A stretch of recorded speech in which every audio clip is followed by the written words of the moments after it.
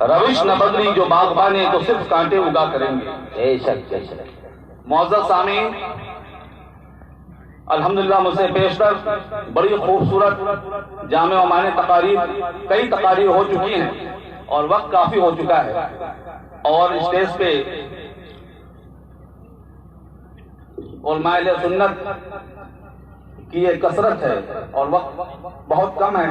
آپ جانتے ہیں کہ جہاں حضور صدر العلماء تشریف فرما ہوں اور خود صاحب عرس یا صاحب چہلم جو 12 بجے کے بعد قرآن کے وہ بظاہر قائل نہیں تھے، مزید اس میں کچھ زیادہ بولنے کی گنجائش نہیں ہے، لیکن آپ لوگوں کی دعاؤں کے صدقے میں الحمدللہ مجھے جامعہ ملیہ اسلامیہ کے طالب علمی کے زمانے میں تقریباً 17 سال حضرت کی بارگاہ سے استفادہ کرنے کا موقع ملا، اور سب سے جو بڑی بات کہ میں نے جو زندگی اور جامعہ کی آخری ڈگری یعنی پی ایچ ڈی پہ جو کام کیا وہ حضرت مبلغ علامہ یاسین حسن مصباحی صاحب قبلہ کی سرپرستی میں یہ کام ہوا۔ چند وہ بڑے اہم کام جو مصباحی صاحب قبلہ کے ہیں عوام اہل سنت کے لیے، ورنہ خواص کو کیسے واقف ہیں تاکہ ان کی ذات سے بخوبی واقف ہوں۔ حضرات، آج کا یہ دن میرے لیے بہت ہی غم کا دن ہے۔ اتنی جلدی کبھی میں نے سوچا بھی نہیں تھا کہ مصباحی صاحب قبلہ کی ذات پر خراج عقیدت پیش کرنے کے لیے کچھ الفاظ کہنے کی اچانک نوبت آ جائے گی، اور ان دنوں میں حضرت کو لے کر میں بہت زیادہ ذہنی طور پر اس میں ہوں، لیکن اس کے باوجود بھی کچھ باتیں میں کہنے کی کوشش کروں گا۔ یاد رکھیں، مصباحی صاحب قبلہ کی ذات کے جانے سے پوری جماعت اہل سنت کا اجتماعی ایک ایسا خسارہ ہے جسے ناقابل تلافی خسارہ، اور میرے لیے ایک ذاتی بہت بڑا حادثہ ہے۔ کوئی ذاتی طور پر سمجھنا چاہے میں سمجھاؤں گا، اور جماعت اہل سنت کی جو مراکز ہیں، علمی مراکز ہوں یا روحانی مراکز ہیں، ان کے چند ہیروں میں سے ایک اہم ہیرا جو تھا وہ ہمارے یہاں سے چلا گیا۔ اس کی کچھ تفصیلات ڈاکٹر صاحب فرما رہے تھے۔ بظاہر آپ نے زندگی کے جو بھی حیات آپ کو میسر آئی اس میں مختلف علوم و فنون پر اور مختلف موضوعات پہ آپ نے کام کیا، مختلف تحریکوں کے لیے، تنظیموں کے لیے وغیرہ، لیکن چند بڑے اہم کام جو جماعت اہل سنت نے کسی نے وہ کام نہیں کیا، صرف علامہ یاسین حسن مصباحی صاحب قبلہ نے کیا۔ وہ چند اہم کام، ان پر میں آپ کی توجہ مبذول کرنا چاہوں گا۔ ایسے تو لسٹ بہت لمبی ہے، لیکن جیسا کہ آپ نے دیکھا دستپوشی کے درمیان میں حضور صدر العلماء کا خصوصی حکم بھی ہو چکا ہے اور وقت بھی کم ہے، لہٰذا چند اہم باتیں۔ ایک بات یاد رکھیں کہ مصباحی صاحب قبلہ کو لوگ دو چار چیزوں سے زیادہ جانتے ہیں عام طور پر علماء اہل سنت درمیان میں۔ ایک وہ مذہبی طور پر مذہبی اسکالر تھے، ماہنامہ حجاز جدید کے ایڈیٹر کی حیثیت سے، ماہنامہ کنزومال کے ایڈیٹر کی حیثیت سے ایک اسلامی صحافی کا ایک چہرہ کے سامنے آیا، یا ایک اسلامی مورخ کا چہرہ سے سامنے آیا، یا ان کو کچھ لوگوں نے، ہمارے اپنوں نے بھی غیروں نے بھی ایک خاص تناظر میں دیکھنے کی کوشش کی، لیکن ان کے اندر جو آفاقیت تھی، جو ان کے ہاں علمیت تھی، جو علم کی گہرائی تھی، جو تحقیق کا مادہ تھا، وہ دیکھنا تو آئیے میں آپ کو دکھاتا ہوں کچھ قائم۔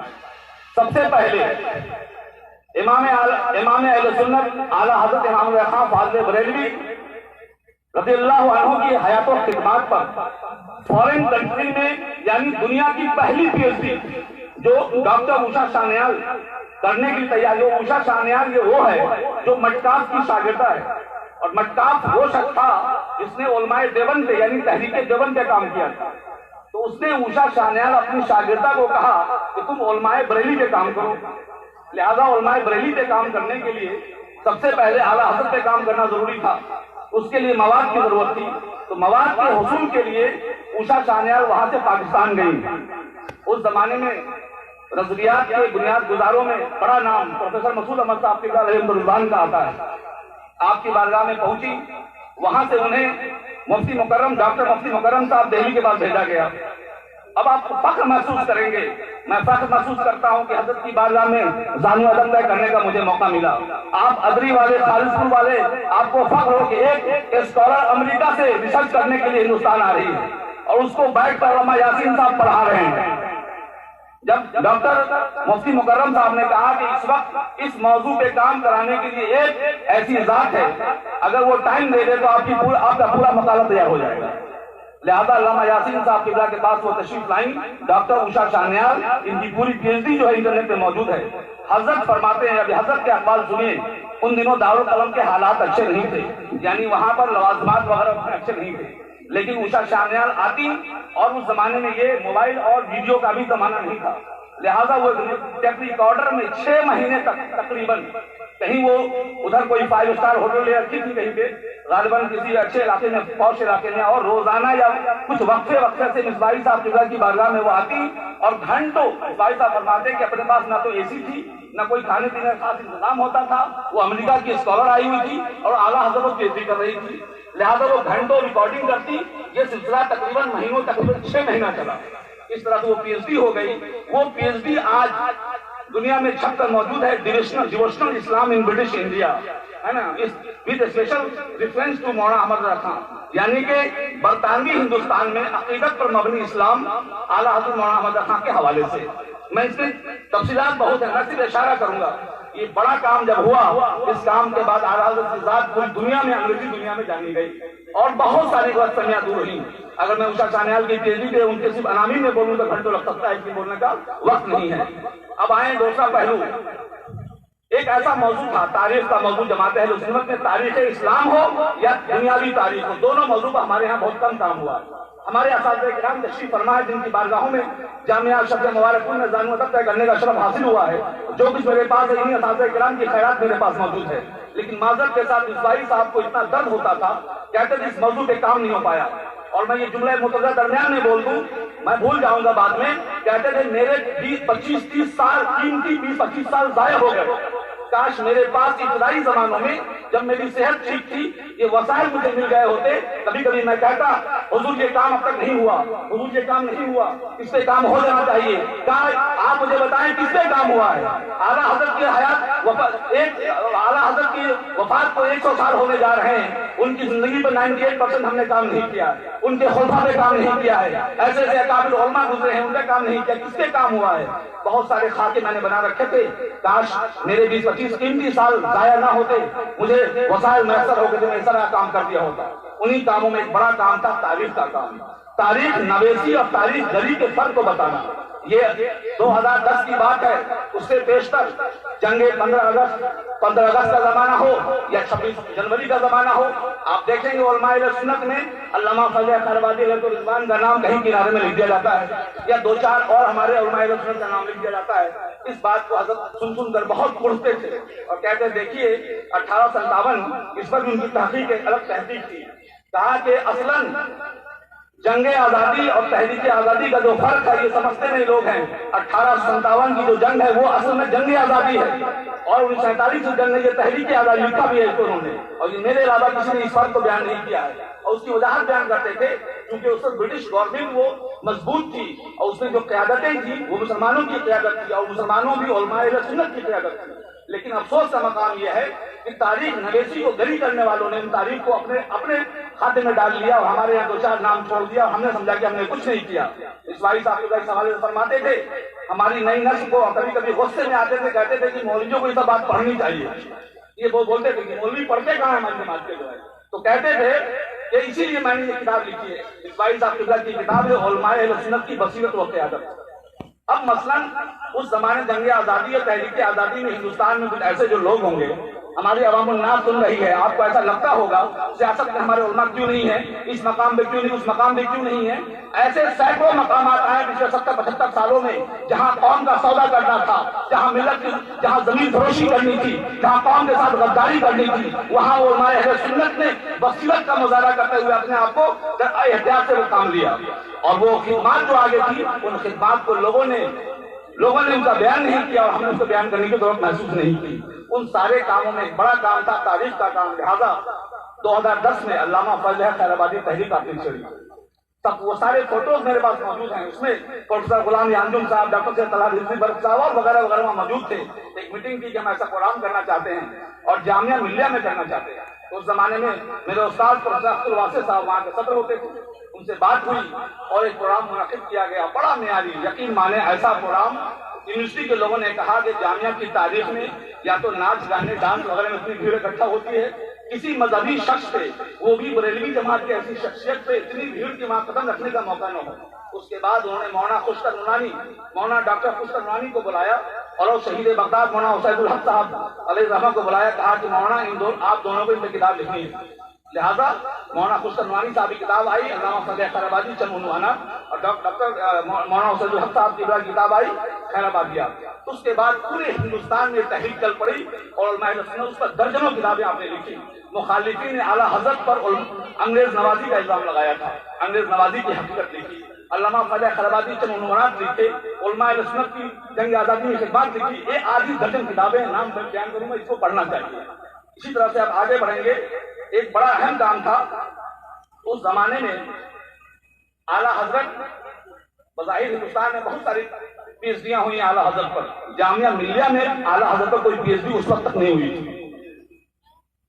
بنگال کے ایک اسکالر تھے ڈاکٹر صادق الاسلام صاحب، وہ جامعہ ملیہ آئے، پروفیسر عبد الواسع صاحب استاد گرامی نے کہا کہ آپ اس پہ کام کیجیے۔ انہوں نے کہا اس کا مواد کہاں سے ملے گا؟ کہا کہ آپ کے پاس انسائکلوپیڈیا موجود ہے، آپ کو پتا نہیں؟ جائیے مولانا یاسین صاحب سے مل لیجیے، وہ ہمارے دوست ہیں، میرا نام بتائیے گا، اور ایک فون کر دیا۔ وہ پوری پی ایچ ڈی حضرت کے توسط سے پوری پی ایچ ڈی ہوئی۔ اس کو پڑھ سکتے، ٹاپک کا نام ہے اعلیٰ حضرت مولانا احمد رضا خان تحریک اسباب و اثرات۔ یہ دو بڑا اہم کام تھا جو علمی دنیا کا کام ہوا۔ اس کے علاوہ بہت سارے اور کام ہوئے۔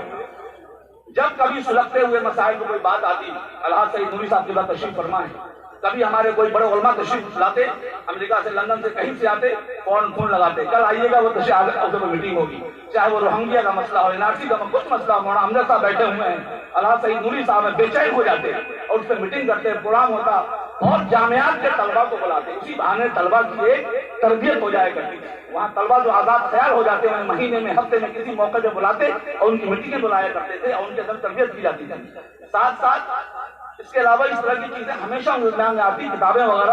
اور ایک بڑا اہم جو کام ہوا ان کے درمیان میں وہ تھا کہ تعارف اہل سنت کا ایک تعارف اہل سنت کا دعوت کا ایک نمبر نکلا۔ میں تمام لوگ کہوں گا، ہر وہ شخص جو اعلیٰ جو اہل سنت کا تعارف کرنا چاہتا ہے یا کسی کو دینا چاہتا ہے، وہ انگریزی میں بھی اویلیبل ہے، تو دعوت کے نمبر کے لیے مختلف مسالک نظریات کے لوگوں سے تعارف لکھوایا جا رہا تھا۔ حضرت نے کہا کہ مجھ سے کہا گیا، یہ کتاب میں نے تعارف اہل سنت، ایک ایسا تعارف ہے جس کو پڑھنا بھی چاہیے، اور جو اس طرح کی تحریک، معروضی تحریک لکھنا چاہتا ہے، اسے ہم کو سبق بھی حاصل کرنی چاہیے۔ لہٰذا اسماعیل صاحب کا ایک بڑا اہم کام تھا یہ بھی۔ اس کے علاوہ آپ نے بڑی اہم تنظیمیں، تحریکوں، بڑے اہم جو پروگرامز کروائے، جس میں سب سے بڑی کانفرنس تھی انسداد دہشت گردی کانفرنس، اینٹی ٹیررزم کانفرنس۔ جماعت سنت کی تاریخ میں اتنا معیاری پروگرام اور ایسے پوش علاقے میں ایسے لوگوں کو اتار دیا۔ سچر کمیٹی کا نام سنتے ہیں، ڈاکٹر راجندر سچر کو وہاں اتار دیا، وہاں کلدیپ نیر ہندوستان کے عظیم مورخ، اس کو اتار دیا، بڑی بڑی شخصیتیں وہاں موجود تھی، اسے پروگرام کیا۔ جب آپ کی تاریخی کتابیں آئیں، خود آپ نے فرمایا کہ میرے پاس پروفیسر عرفان حبیب جیسے ہندوستان کے عظیم مورخوں میں نام آتا ہے، حضور رفیق ملت بخوبی علی گڑھ سے واقف ہیں وہ، تو ایسے لوگوں نے مجھ سے فون کیا کہ مولانا یہ تاریخ مجھے اطلاع نہیں، کلیئر نہیں تھی۔ اور یونیورسٹی کے بعد پڑھے لکھے پروفیسر حضرات بھی تاریخ کہہ دیتے ہیں، نعوذ باللہ کہ اورنگزیب ظالم و ضابط تھا، اور ایسی تاریخ پڑھا دیتے ہیں۔ ان موضوعات پر آپ نے قلم چلایا اور سینکڑوں کی جو اصلاح فرمائی۔ اسی طرح سے آپ نے تحفظ شریعت کانفرنس، حضور صلی اللہ علیہ وسلم تشریف فرما ہے، ایسا عالم تھا، پورے ہندوستان کے لوگ مایوس ہو چکے تھے۔ ایک شیر ہند بیرسٹر حسین اویسی پارلیمنٹ میں دہاڑ رہا تھا اور اکیلا ہو چکا تھا۔ آخر دن ایک شخص نے نام لینا مناسب نہیں ہے، اس نے کہا کہ آج آپ بھی ہمت ہار رہے ہیں، میں اکیلا تھا، وہاں کوئی میرا سپورٹ کرنے والا نہیں تھا۔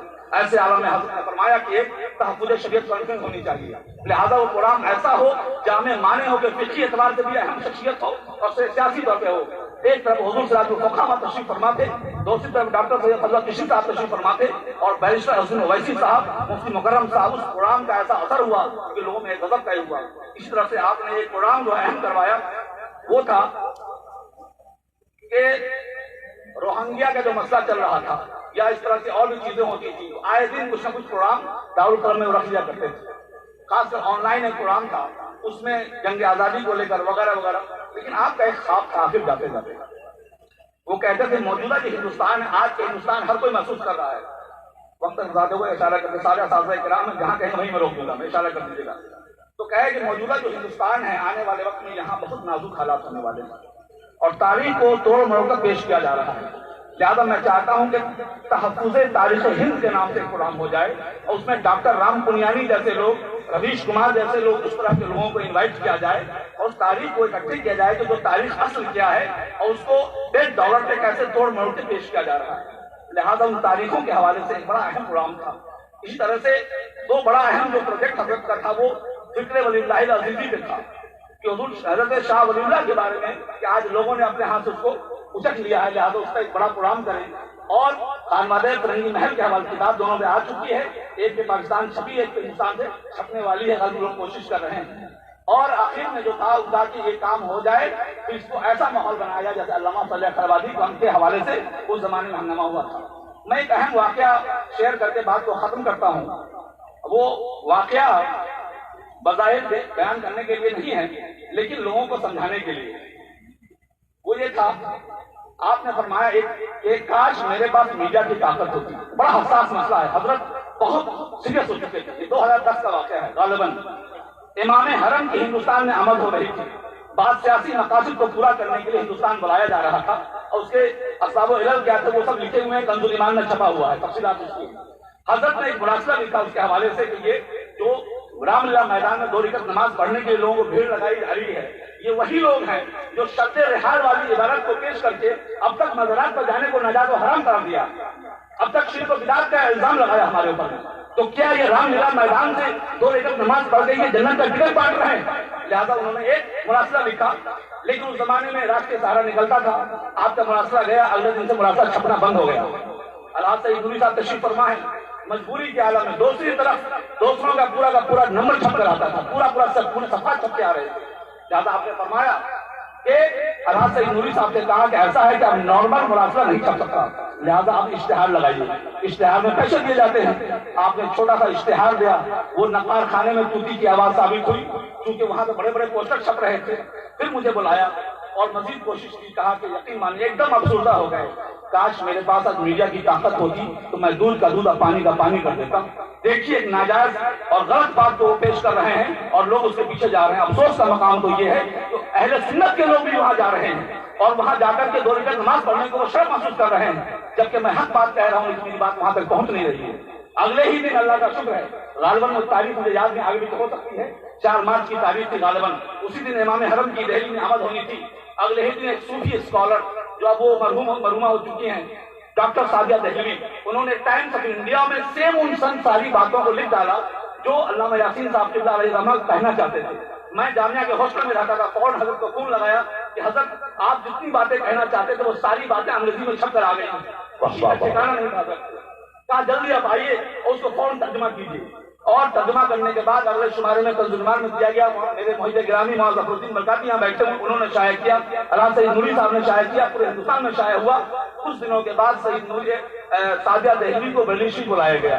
کہا بھائی یہ کیوں؟ کہا معلوم پڑا کہ آپ نے اتنا بڑا کام کیا۔ بھائی یہ کام میں نے نہیں کیا، یہ تو علامہ یاسین صاحب نے کام کیا، انہوں نے اپنے شاگرد سے یہ کام کروایا۔ تب آپ لوگوں کو ترجمہ کرنے کے بعد پتا چلا ہے۔ یہ تو چھوٹی سی باتیں ہیں، اس کے علاوہ وقت بہت قلیل ہے۔ میرا صاحب گرامی حضور رفیق ملت، میں اس کی بارگاہ میں یہاں زیادہ بولنا نہیں چاہتا۔ 3 بڑے اسکالر، ایک جاپان ایمبیسی کا ایک شخص آیا، اس کے فوٹوز موجود ہیں، وہ پی ایچ ڈی کرنا چاہتا تھا، دیوبندی برندی اختلافات سمجھنا چاہتا تھا، اور حضرت کے پاس آیا، آپ کی دعاؤں سے مجھے ترجمانی کا شرف حاصل ہوا۔ وہ انگریزی میں بولتا، میں اس کو حضرت کو اردو میں بتاتا، حضرت فرماتے پھر انگریزی میں ٹرانسلیٹ کرتا۔ اسی طرح سے ایک پروفیسر ابراہیم موسیٰ جو ساؤتھ افریقہ کا رہنے والا تھا، آج کل امریکہ میں نوٹر یونیورسٹی میں ہے، وہ ایک وقت آیا، اس کو ترجمانی کا موقع ملا۔ اور ابھی پچھلے کچھ دنوں پہلے، غالباً 2 سال کی بات ہے، ایک امریکہ کا پروفیسر آیا۔